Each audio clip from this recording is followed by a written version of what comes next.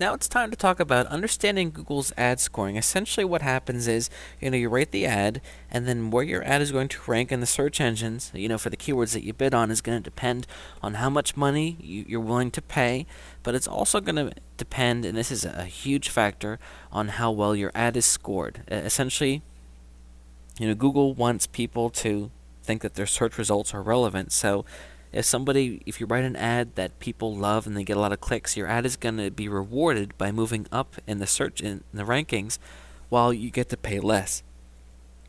So how then does Google determine, how good an ad is? Okay, well, there's a couple things that they look at. They look at the history of the individual's account. This means that when you first start off with a new account, it's going to take some time to show Google that you know what you're doing. If you run ads that are always irrelevant, you're going to end up paying more for them and also see your ads appearing lower in the search engine results. That stinks, but that's how it works.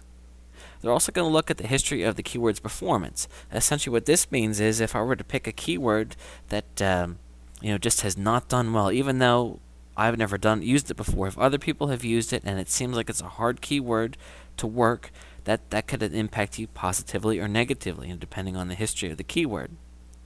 The quality of the landing page. This is really important. Essentially, what this means is, when somebody clicks on the ad, is that ad going to match? Is the phrase that the person typed in going to match something that's on the landing page? So in other words, if your ad says one thing and your landing page says another, that's not going to be good for your score. The relevancy of the keyword to the landing page, kind of what I said before, but essentially, if somebody types in dog training guide and the landing page, talks about,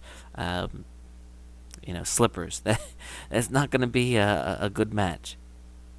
Relevancy of the ad to the actual search engine results. So this is also important.